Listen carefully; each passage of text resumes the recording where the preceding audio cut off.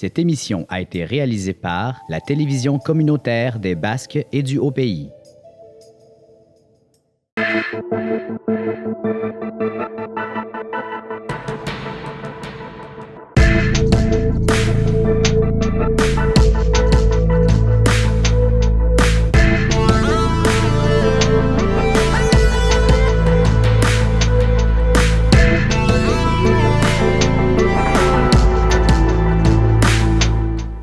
Salut tout le monde, bienvenue à ce nouvel épisode d'Info TCBH.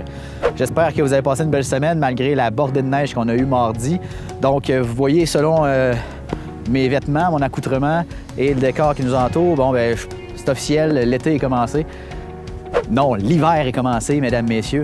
L'hiver est commencé et la semaine dernière dans l'émission, j'ai dit que je ne savais pas si je ferais l'émission toute la saison, dehors, en extérieur, comme en ce moment, puis comme les épisodes précédents. On va voir. Hein? Aujourd'hui, là, j'étais à Sainte-Françoise. Fait quand même pas si froid que ça. Il fait un peu froid pour l'installation de la caméra puis de tourner ça devant vous en ce moment. Mais c'est pas si froid que ça. J'ai vécu pire l'année dernière dans nos régions.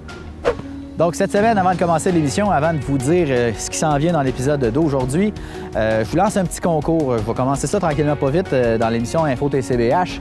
On va voir si vous répondez à l'appel. Donc, je vous lance une question et la réponse va venir en début d'émission la semaine prochaine. Et la personne qui va avoir la bonne réponse va se mériter une carte cadeau de 10 $ au restaurant Subway de son choix. Donc, ça va être important pour ceux qui nous regardent depuis le web de répondre sur notre chaîne YouTube en commentaire sous la vidéo.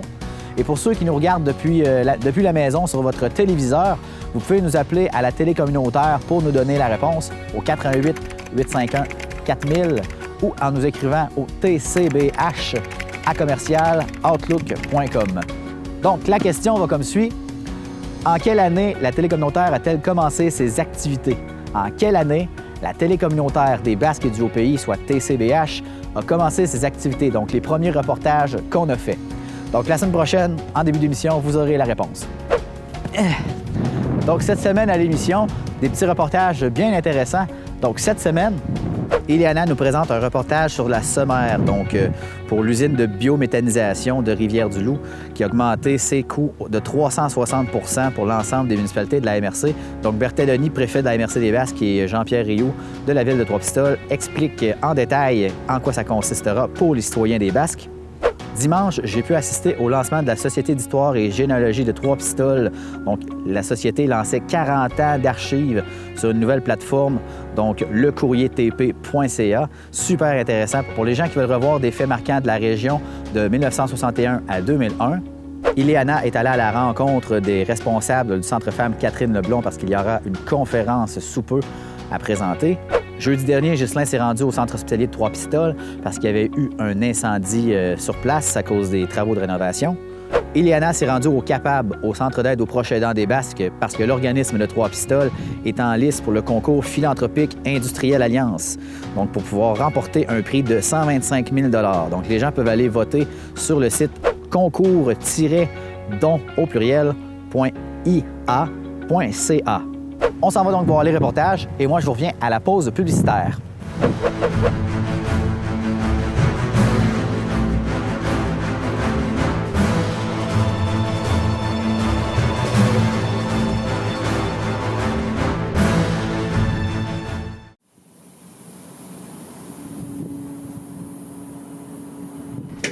Bertheloni, préfet de la MRC des Basques.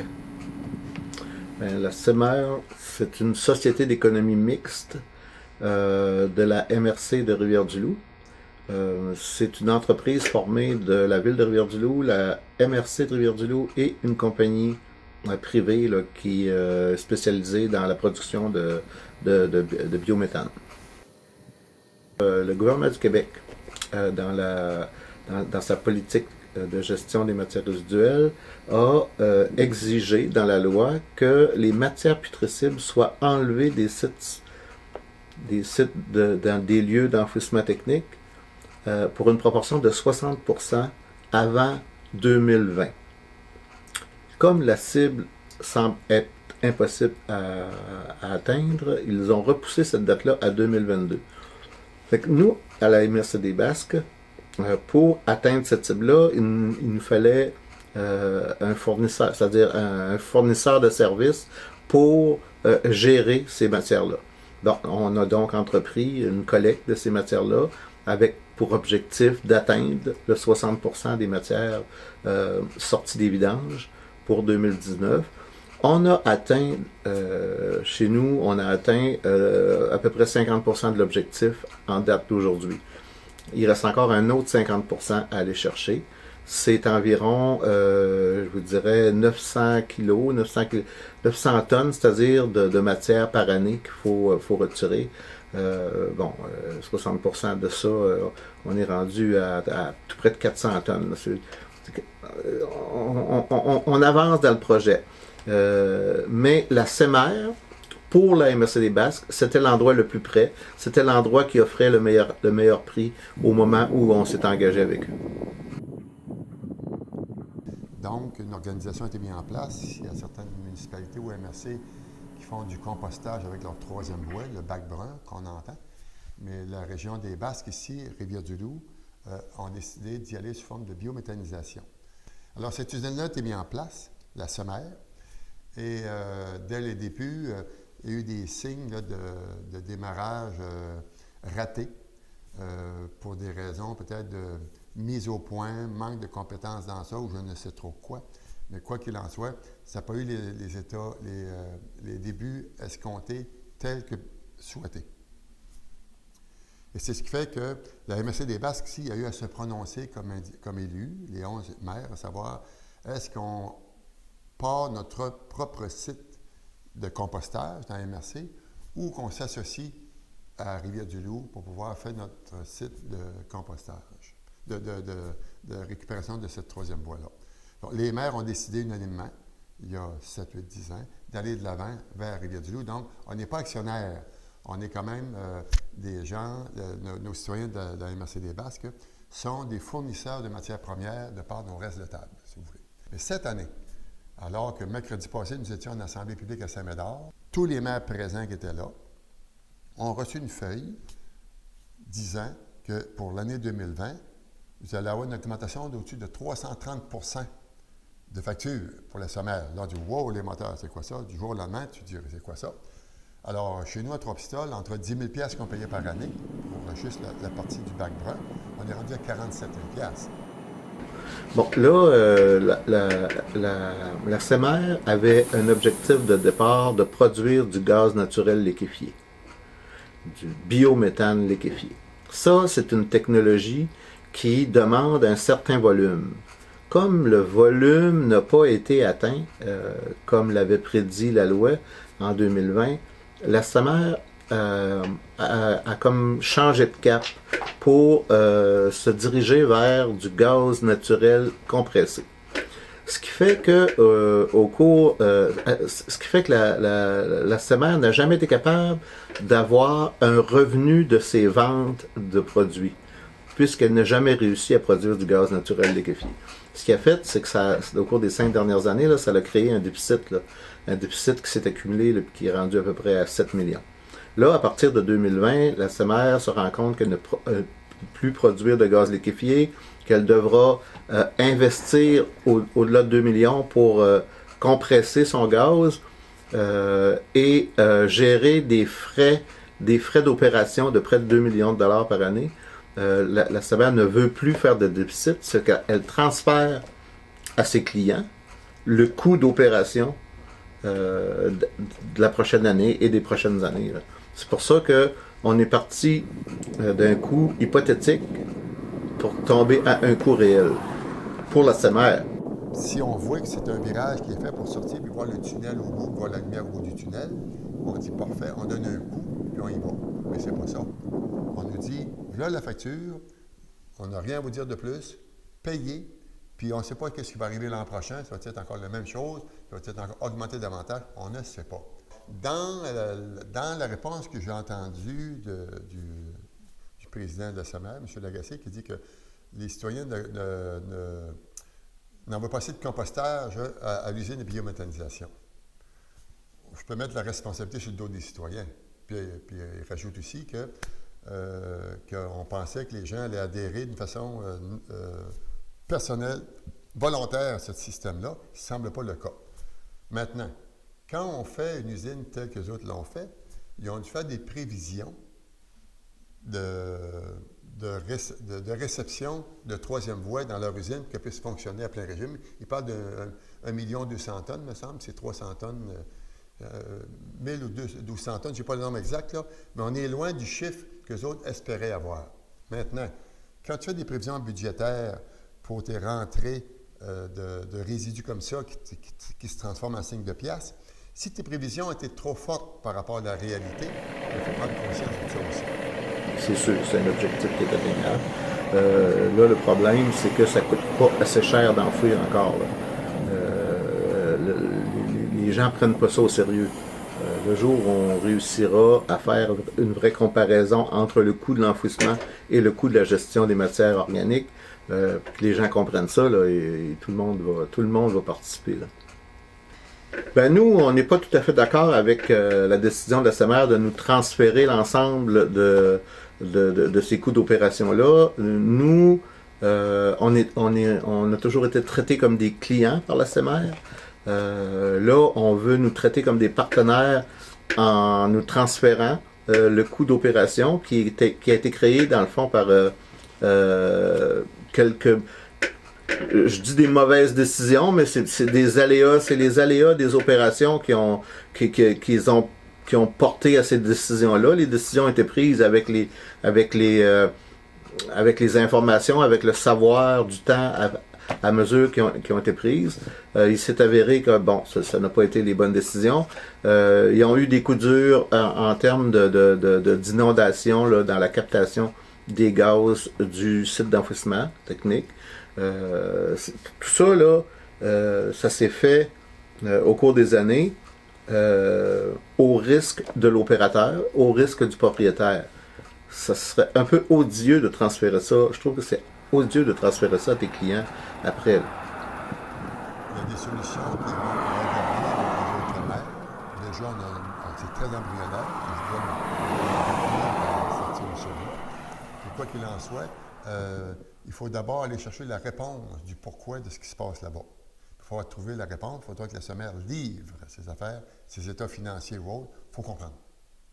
Puis une fois que c'est compris, si on voit dans la compréhension des choses, c'est ce qui a manqué, on est rendu là, au fil d'arrivée d'une réussite par la suite, on va le comprendre, ça. Mais si ce n'est pas le cas, et si ça devient un gouffre sans fin, dans l'analyse qu'on va avoir fait, dans la compréhension des choses, il faudra que la Ville et la MRC regardent d'une autre façon comment disposer de notre matière brune. Si tu parles d'un site de compostage, si tu d'une autre façon de faire, je ne sais pas, ou d'inciter les citoyens à composter chez eux, puis de leur dire, écoutez, là, vous n'avez plus de choix, là. Vous compostez ou bien non, vous payez. Et l'autre élément qui peut être regardé, moi, que je vous lance ça à froid comme ça, c'est que chacun des bacs bruns que les citoyens ont dans la MRC des Basques ont une puce que vous ne voyez pas, qui est invisible, mais qui est associée à votre nom, à votre numéro de porte. Alors ça, on sait exactement comment vous mettez dans le bac brun, comment vous n'en mettez pas, c'est sûr. La vraie poubelle, l'autre poubelle à côté qui va au site d'enfouissement à Gros-Cacuna, celle qu'on avait dès le début, là, mais qu'on appelle le vrai site d'enfouissement, qui ne peut pas être au niveau de la biométhanisation ou du recyclage du bac bleu. Cette poubelle-là, à l'heure actuelle, là, on peut mettre n'importe quoi dedans. Mettez 10 livres, 20 livres, 100 livres, 200 livres, on est payé au tonnage. Hein? Alors, quand le camion de vidange passe chez vous pour ramasser la vraie poubelle noire, là, vous pouvez mettre n'importe quoi dedans. Plastique, on ne sait pas qu'est-ce qu'il y a dedans. Ça va à Gros-Cacuna, c'est pesé, puis là, on est payé au tonnage. Si on avait une puce électronique d'inscrite sur cette poubelle-là aussi, qui vous indique que chez vous, là, vous ne compostez pas. Vous pouvez composter chez vous en arrêt d'accord, par contre.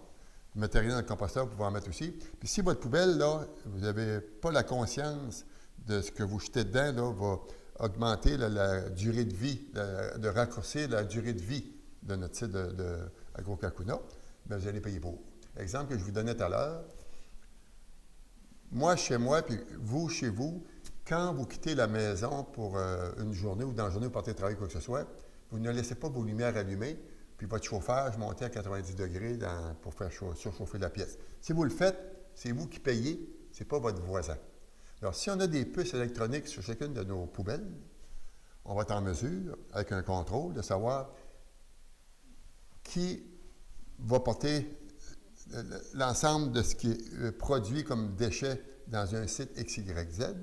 Et puis, tu vas avoir une facture aussi. Ça veut dire que si ces puces électroniques-là étaient mises en place avec un contrôle, ça veut dire que moi, mes vidanges, là, si je fais attention, bien, je vais payer un montant X, puis mon voisin, s'il ne fait pas attention, il va payer le double et le triple. Ça sera payeur utilisateur. Moi, ma facture d'électricité chez nous, là, est sûrement différente de la vôtre et différente du voisin aussi, parce que chacun consomme à sa façon, puis peut se priver ou ne pas se priver de dire « j'allume toutes mes lumières de la maison, chauffeur, puis de la musique, tout le kit ».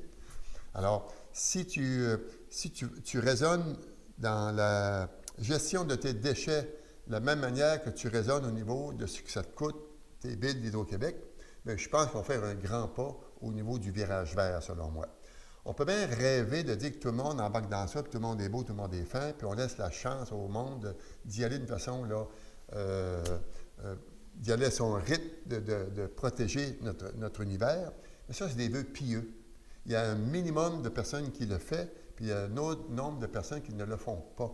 Et c'est ces personnes-là qui ne le font pas qui fait que moi, si je le fais, j'assume en plus l'irresponsabilité de d'autres personnes qui ne le font pas. Ça ne marche pas, ça. Moi, je n'ai pas payé l'électricité du voisin qui consomme à outrance. Je paye la mienne parce que puis je fais attention de ne pas trop avoir une facture d'Hydro-Québec trop élevée. Alors, pour mes poubelles, là, on se devrait d'être pareil aussi parce que c'est des incontournables d'une société. À l'âge que vous avez là, puis dans 30 ans, 40 ans, vous rejetez toujours des déchets de votre consommation domestique quelque part. Puis là, le virage est pris. C'est embryonnaire, c'est très récent, la troisième voie, mais il faudra s'obliger à le faire. Puis il faudra être obligé à le faire aussi de par le portefeuille. Le portefeuille de ceux qui le font n'a pas assumé ceux qui le font. Nous avons appris ça là, comme 3 semaines avant la présentation du budget, l'adoption de notre budget 2020. Ça nous donne peu de temps pour réagir, se tourner de bord. On va négocier le maximum, le plus qu'on peut. Mais c'est clair que pour l'année 2020, on est comme obligé là, si on veut continuer l'opération. Puis la loi du Québec, la loi provinciale, nous oblige à retirer ces matières-là. Donc, on ne peut pas arrêter. On est un petit peu comme pris en otage dans tout ça. Mais c'est clair que si la population se donne le mot et décide vraiment de participer à la cueillette des matières putrescibles, c'est là qu'on va ramener le coût global de la gestion à un prix raisonnable.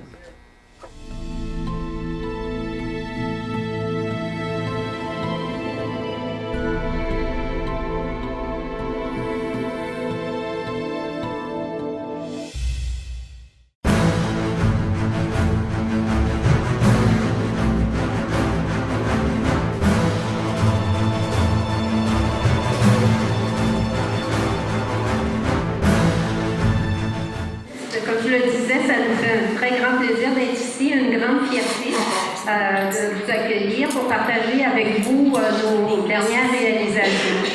Premièrement, la mise en ligne des 50 000 pages du courrier 3 pistoles, mais aussi la numérisation de plus de 36 000 négatifs et l'archivage de plus de 100 000 de ces négatifs-là. Mais avant tout, je tiens à vous remercier pour votre présence d'aujourd'hui. Comme c'est principalement pour vous qu'on travaille, c'est toujours réconfortant de voir que vous vous intéressez encore à nous et à notre histoire, et à votre histoire, en fait. Comme vous verrez, la liste de bénévoles qui ont accompli le travail qu'on va vous présenter aujourd'hui est longue. Mais c'est bien beau avoir des bénévoles, mais on pourrait avoir des bénévoles les plus nombreux. On ne pourrait jamais payer le loyer avec les bénévoles. On pourrait pas, les nombreuses heures et milliers d'heures de bénévolat ne pourraient jamais payer les fournisseurs de services Internet, ni les imprimeurs, ni les fournitures nécessaires à la préservation et à la conservation des précieuses archives. Au-delà donc de leur travail, ce sont essentiellement vos contributions annuel à titre de membre, vos dons, ainsi que l'aide de nos partenaires qui nous permettent d'accomplir notre mandat, celui d'acquérir, de préserver et de mettre en valeur l'histoire et la généalogie des familles de la région. Sans ce soutien, nous n'aurions pu accomplir tout ce que la société a accompli dans le passé et surtout, nous n'aurions pu accomplir ce que nous présentons aujourd'hui. Aujourd'hui, c'est une grande journée. On a mis en ligne le courrier 3 pistoles qui a été publié de 1961 à 2001. Alors, on a travaillé très fort à la numérisation du courrier et il est en ligne à partir de maintenant. Alors, les gens pourront le consulter à travers un instrument de recherche qui est très facile à utiliser. Si les gens ont de la difficulté, ils peuvent toujours nous appeler ou venir nous voir à la Société. Ça va nous faire un plaisir de les aider. Mais c'est une mine d'informations. Je vous garantis que vous allez avoir des heures de plaisir à fouiller dans le courrier pour trouver, pour vous trouver vous-même, parce que je pense que dans le courrier, tout le monde ou à la limite, la famille de tout le monde y apparaît un jour ou l'autre. C'est 40 ans d'archives. C'est la durée du courrier. Il est paru la première fois le 12 mai 61 et il a terminé en novembre 2001. Alors, nous avons les 40 années du journal intégralement dans le site. Et pour consulter le site, vous allez à l'adresse lecourriertp.ca et vous allez, le courrier va vous apparaître. On publie à chaque semaine, ou on essaie en tout cas de publier à chaque semaine une petite capsule historique sur une multitude de sujets. Alors, vous allez sur la page Facebook de la Société et on publie des photos et des petits textes qui expliquent le sujet de la semaine. Alors, je suis fier de m'associer aujourd'hui à cet événement, qui est un événement non seulement historique, mais qui est un événement de culture pour une transmission de connaissances aux générations plus jeunes. Le lancement, puis tout l'ouvrage que vous avez fait, je n'énumérerai pas tout ça, là, je vais sauter des petits bouts. Écoutez, c'est impressionnant, les bénévoles, le bénévolat, puis la chance que nous avons dans notre milieu de pouvoir en profiter. Moi, honnêtement, je pense que tous les gens qui sont bénévoles dans cette société-là, ça mériterait de notre part une bonne main d'applaudissements.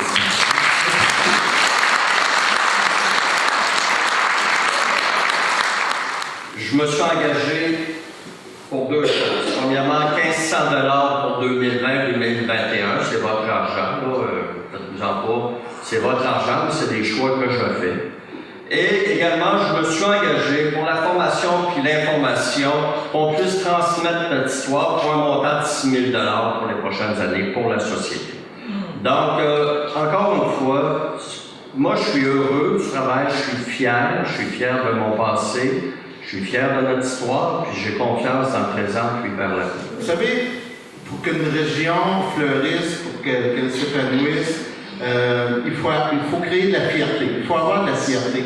De quelle façon on diffuse ou on motive ou on multiplie la fierté? C'est en se rappelant nos bons coups, des grandes choses qui se sont réalisées dans notre milieu. Vous savez, là, moi je trouve, j'ai l'impression qu'il manque de fierté, mais là, ça m'en prend un peu là, depuis quelques années.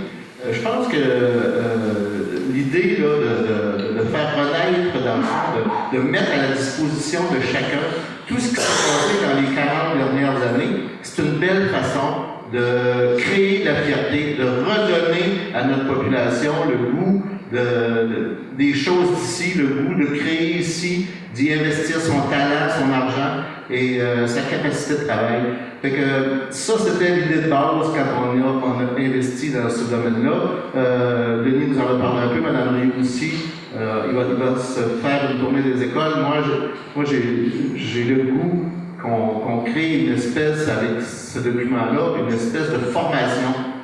Enseignons les Basques. Pour terminer, ce que j'aimerais, c'est de féliciter les gens qui ont travaillé fort là-dessus. Je le sais, c'est du bénévolat. C'est des multiples heures qui ont été données, qui sont données à leur communauté par le biais de cette œuvre-là. Fait que je veux les remercier, puis une bonne main d'applaudissements leur sera nécessaire. Merci beaucoup. c'est des gens qui, avec toute l'équipe de bénévoles que vous avez, qui continuent à tenir le flambeau de ce qui a été mis en place. Vous savez, une société qui ne réfléchit pas à ce que son passé a été, a peu de chance d'avoir un avenir. Il faut s'asseoir sur ce qu'on... Pas s'asseoir, mais s'asseoir sur nos connaissances, et puis ensuite aller de l'avant et risquer. Vous faites un travail magnifique. Moi, je vais vous dire, donc, c'est certain que si on avait des facilités davantage, on pourrait y aller davantage, mais vous êtes la mémoire de notre milieu. Et ça, là, c'est important de le perpétuer et de le regarder. J'aimerais souligner aussi que la SADC, M. Ivanoviou est ici aussi, nous a également aidé en fait, il nous a aidé avec l'achat du numériseur grand format parce que ça nous prenait du matériel pour numériser. Et le Centre d'édition des Basques qui nous a contribué également au projet. Pourquoi le numériser? Pourquoi le rendre accessible? Ben, je pense que c'est parce que le courrier, comme on disait, c'est 40 ans d'histoire, de 1961 à 2001, mais aussi c'est un peu le journal personnel des gens de la région. Car quand on le feuillette, on se rend compte que premièrement, ça touche toute la grande région des Basques, pas seulement Trois-Pistoles, alors c'est un grand territoire. Puis, c'est leur quotidien, parce que quand on le feuillette, on se rend compte que Marie-Louis et André avaient une préoccupation de toucher aux gens, de parler de monsieur et madame tout le monde, et non pas juste des grands de ce monde et des grandes réalisations. Il y avait beaucoup de choses sur tout le monde, finalement. Je suis certaine que vous allez vous y retrouver ou à tout le moins retrouver votre famille là-dedans. Pour commencer, au niveau du site, pour accéder au site, moi,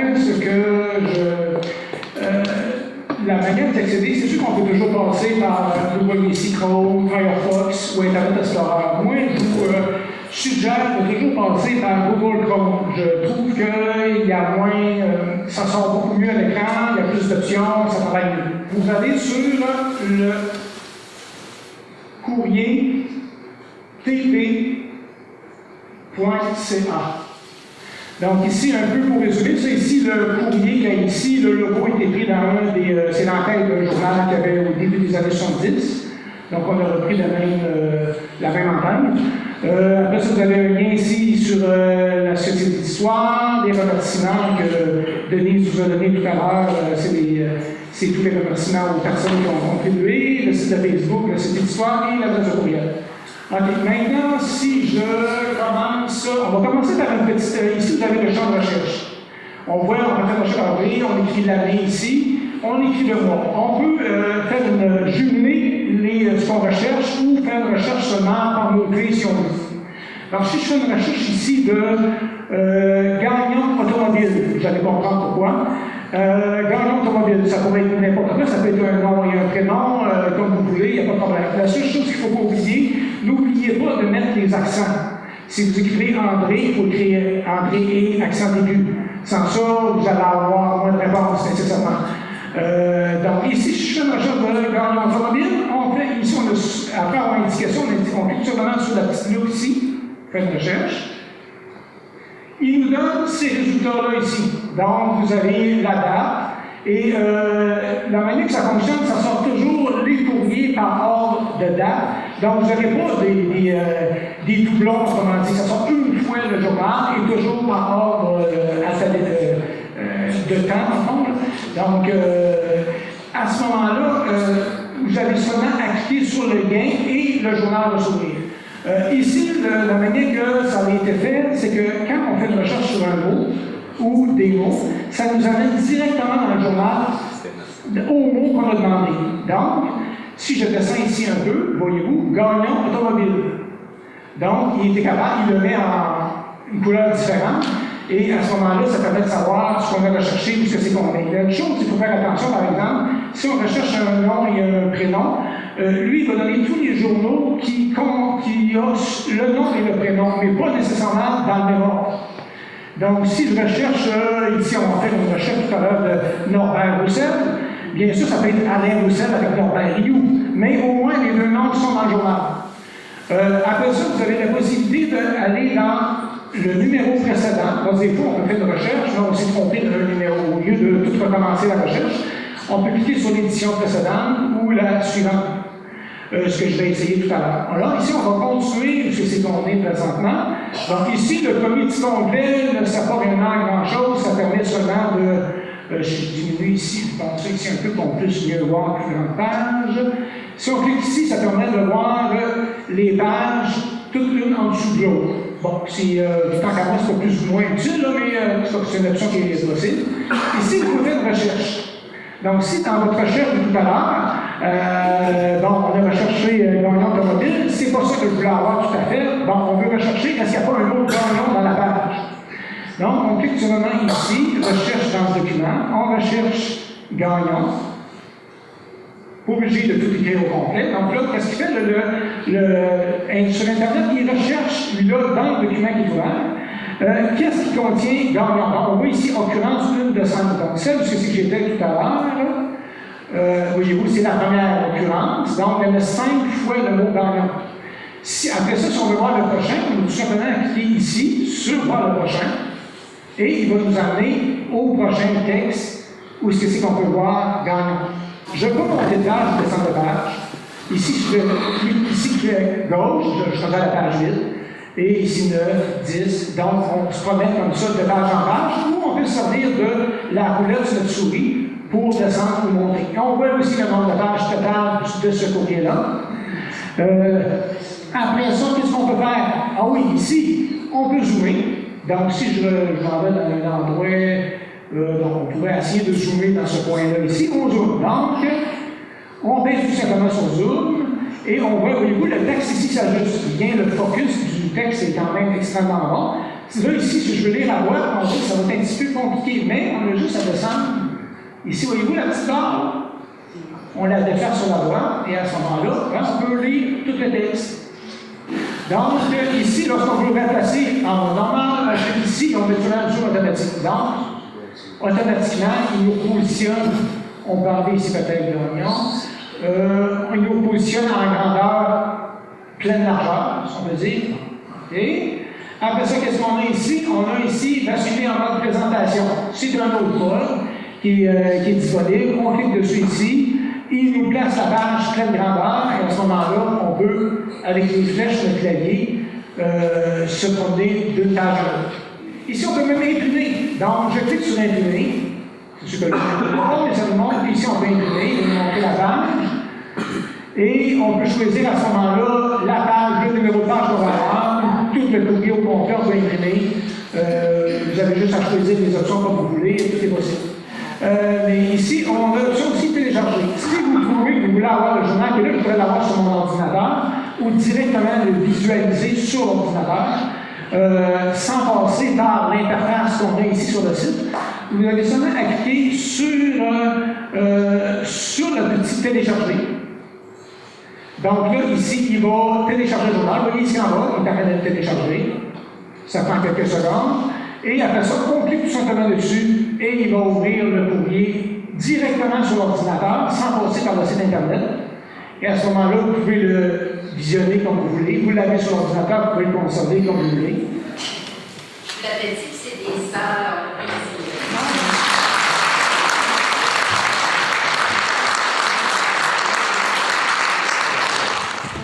Hey! On s'en va à une courte pause publicitaire, suivie de la capsule du Bloc des Basques sur les joies d'hiver. Je pense que c'est de circonstance aujourd'hui. On se revoit, nous autres, à la fin de l'émission.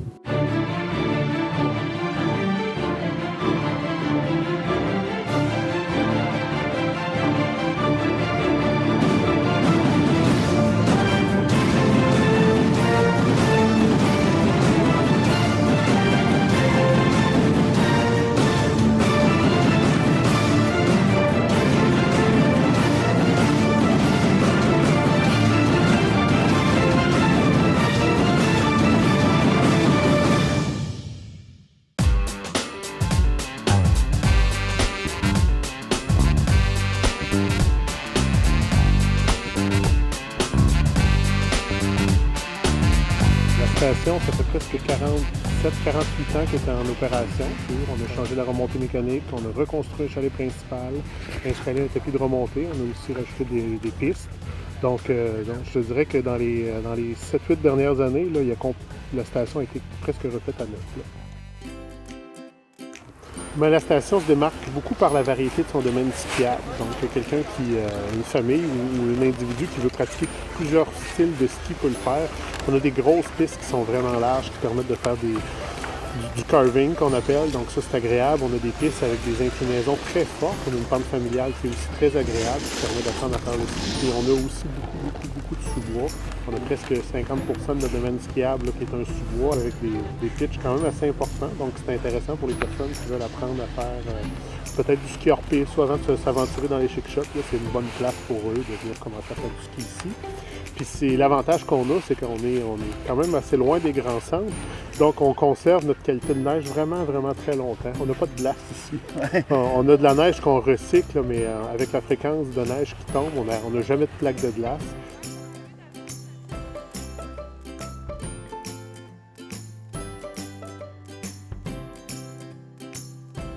Dans la MRC des Basques, il y a le Mont-Saint-Mathieu qui est quand même central dans activité de plein air, mais il y a plus que ça dans la MRC aussi. Bien, toutes les municipalités ont des patinoires extérieures, des patinoires qui peuvent être utilisés autant pour le hockey que pour le patinage libre. Donc, c'est vraiment une activité qui peut être pratiquée le soir en plus, donc c'est agréable de venir en profiter. Les gens qui veulent venir pratiquer des activités d'hiver, il y a beaucoup de choses à faire. Entre autres, avec le lac Saint-Mathieu, il y a le club de chasse et pêche de Courpistole qui, d'année en année, viennent ensemencer le lac, viennent mettre de la truite. Et puis, ils font un tournoi de pêche. Et puis, de plus en plus, on voit des cabanes apparaître sur le lac. Les gens peuvent venir pêcher, venir profiter de cette activité-là. Et puis, à chaque année, il y a un tournoi là, où est-ce que les gens viennent essayer de pêcher le plus gros poisson. Ça fonctionne vraiment très bien. Ouais. Il y en a à l'extérieur, puis il y a des trous à l'intérieur aussi. Là. Il y a les deux. Mais règle générale, les gens... normalement, on a 400 cabanes, mais cette année, il y en a beaucoup plus. Oh, les mouches! Pas choisi le matin le plus chaud pour venir. Non, je sais bien. C'était moins 28 le matin, moi, c'est le camion qui est arrivé tout à l'heure. Oh oui, oh oui. Le lac ici, dans le fond, il y a de l'éperlan, il y a de la barbotte, il y a de la carpe du meunier, dans le fond, puis de la truite blanche de Fontaine-Régulière. Puis tu peux tout pêcher à la pêche blanche, là? Tout est autorisé? Tout est poignard. Ouais.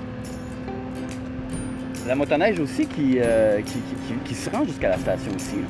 Oui, bien, il y a la route numéro 5 là, qui passe juste derrière ici. Donc, il y a un chemin d'accès qui permet aux motoneiges de venir prendre un café, prendre une bière au centre de ski. Puis on est sur l'axe Rivière-du-Loup, Rimouski, donc il y a quand même pas mal de passages, là, les gens peuvent venir en profiter. Quand même quelques clubs de motoneige, dont le club des Pistolets là, qui a 50 ans d'existence. 84 km de sentiers de motoneige sur le territoire de la MRC, donc les gens qui veulent venir en profiter.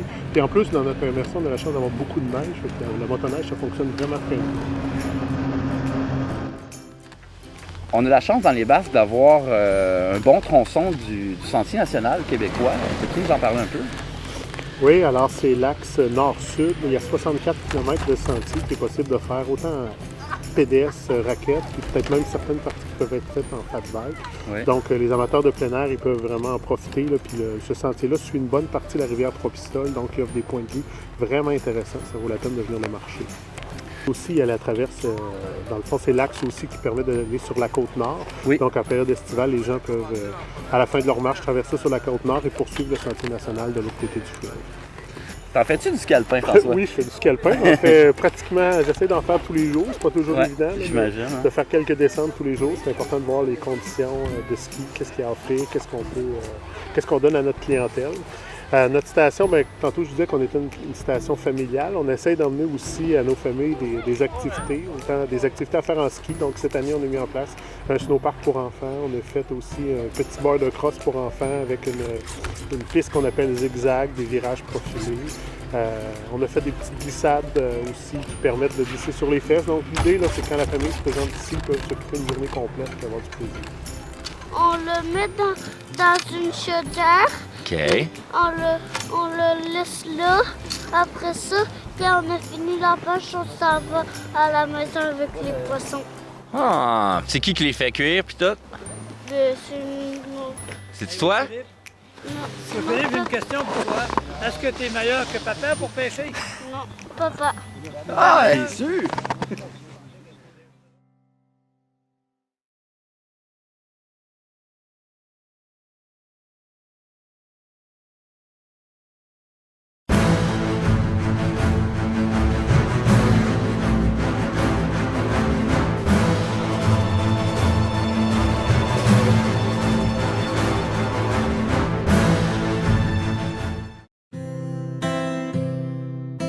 Alors bonjour, je me présente, je suis Aline Denis, coordonnatrice au Centre Femmes Catherine Leblond, ici à Trois-Pistoles.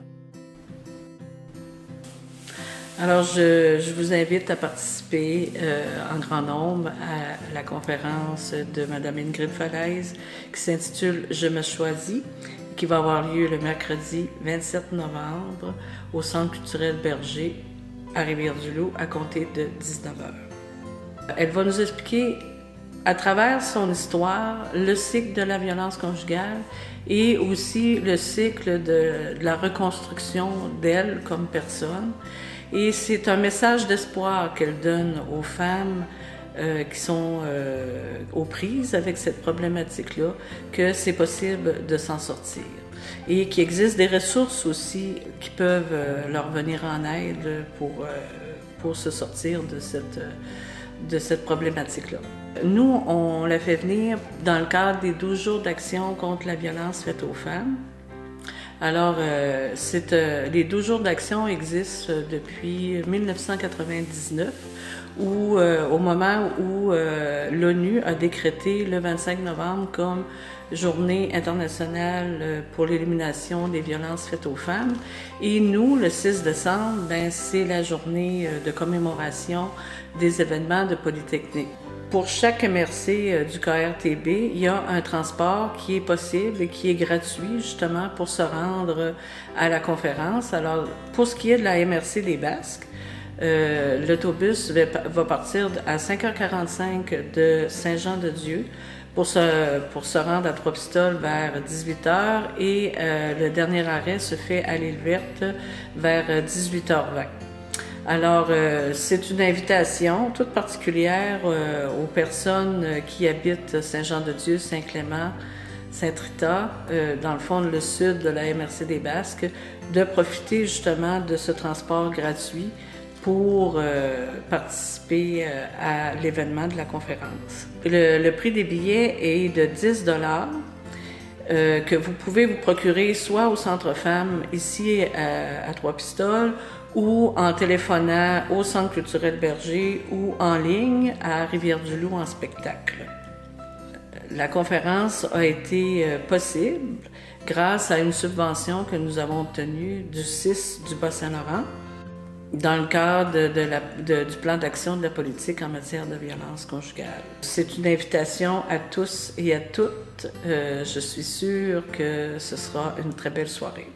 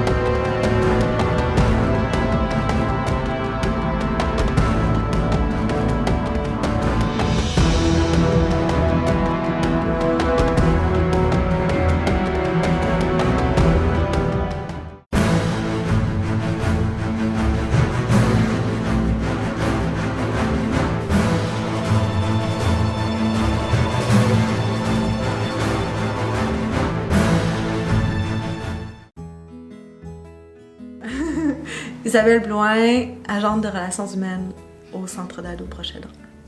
Guillaume Côté-Philibert, le coordonnateur du CAPAB. C'est le Centre d'aide aux proches aidants des Basques, un organisme qui est là comme un point de rassemblement pour les proches aidants. Donc, qui sont les proches aidants? Les proches aidants, c'est des gens qui apportent du soutien, qui aident un proche. Ça peut être son conjoint, sa conjointe, sa mère, son père. On peut habiter avec la personne ou non. La personne peut être dans son appartement, puis on l'aide, on peut être un voisin, un ami. Donc, on aide, on dévoue, on donne de notre temps.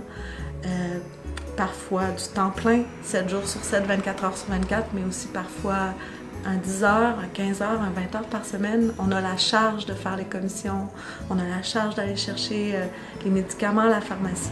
Ça peut être aussi une famille qui a un enfant avec des handicaps ou des problématiques de santé qui sont assez lourdes.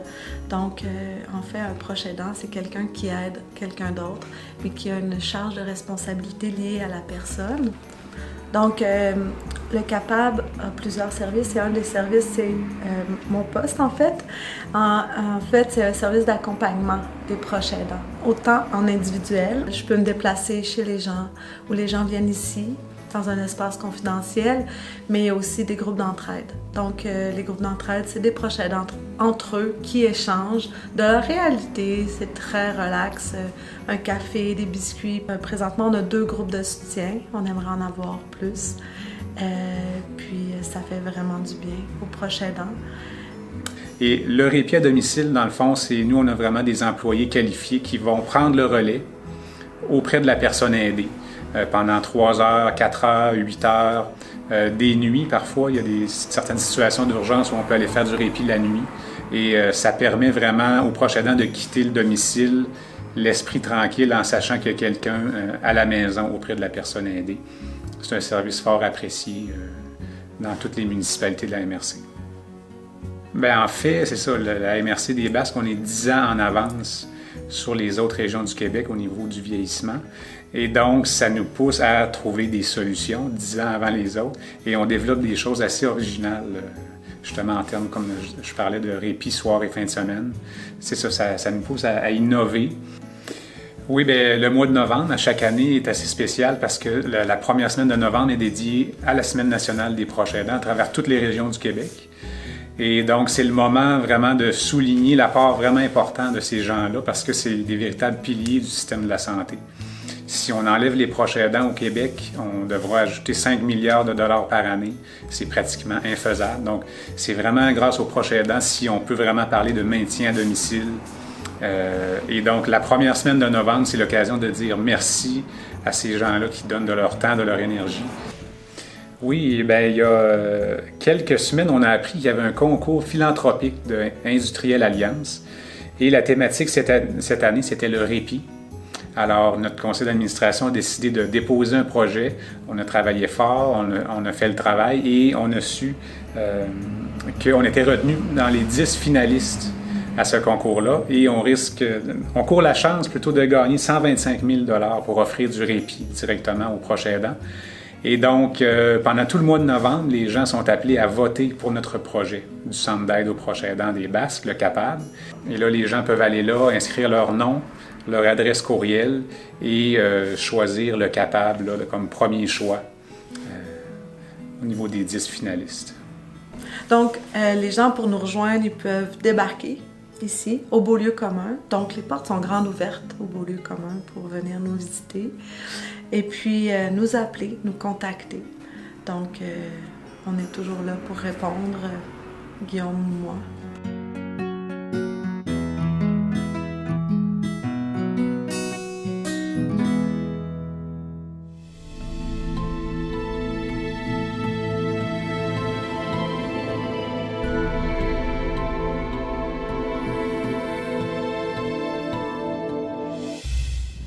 Et c'est maintenant la fin de l'émission. J'espère que vous avez aimé les reportages qu'on vous a présentés cette semaine.